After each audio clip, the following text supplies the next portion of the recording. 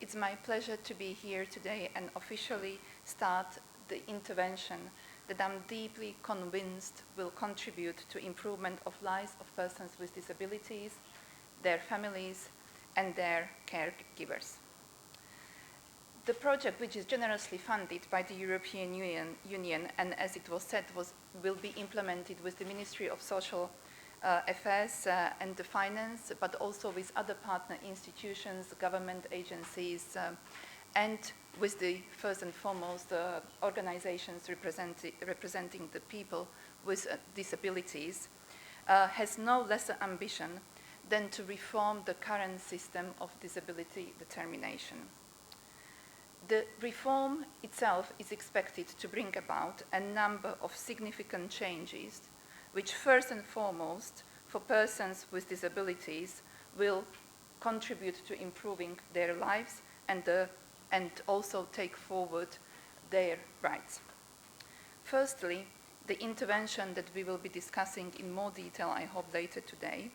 will lead to the replacement of the current predominantly medical model of disability determination,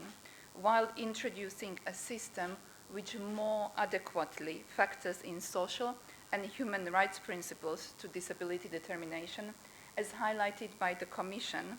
of the United Nations Convention on the Rights of Persons with Disabilities. This change will bring about formal recognition of currently untapped human potential and human capabilities of persons with disabilities in Montenegro. Secondly, improvements in disability determination system aims to be achieved also through unification and standardization of the disability assessment criteria, as well as replacement of the current 30 commissions with one single entity. As a result, persons with disabilities will no longer have to be assessed by various commissions across the country, but the disability decision and findings of one single entity will be valid for all the sectors,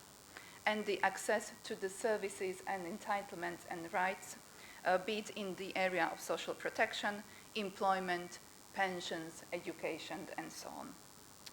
Subsequently, we expect that these changes will also drive fairer and more adequate disability entitlement, such as cash transfers and the services I mentioned earlier, decent employment and professional rehabilitation for over 50,000 citizens and their families. Introduction of all these reforms aims to contribute to the persons with disabilities being better able to exercise their rights.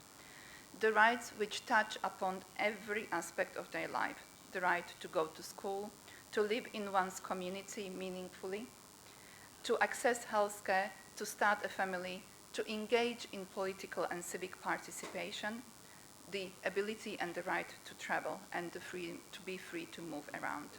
And last but not least, to have a decent work. And this does matter at a deeply individual level for all of us, as we all strive to be recognized and valued for who we are. Even though this project is specifically aiming to improve the life of the persons with disabilities, its significance for whole of Montenegrin society cannot be underestimated. Through my work in Montenegro, I have met a lot of wonderful persons with different disabilities who have aspirations, who have knowledge, ideas, and capabilities to make Montenegro a better, more prosperous country. The Montenegrin society overall will be better off, I believe, that if it achieves the lasting inclusion of persons with disabilities and creating conditions for them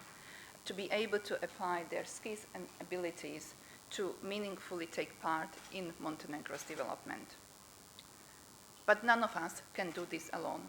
Only if we join forces together with the civil society organizations representing people with disabilities, the government institutions representatives, media, and the international community, we can come closer to making the promise of leaving no one behind in Montenegro a reality. And I trust that our cooperation, openness to dialogue, exchange of the views, and ability to listen and understand each other is going to make this project a lasting and sustained success in Montenegro.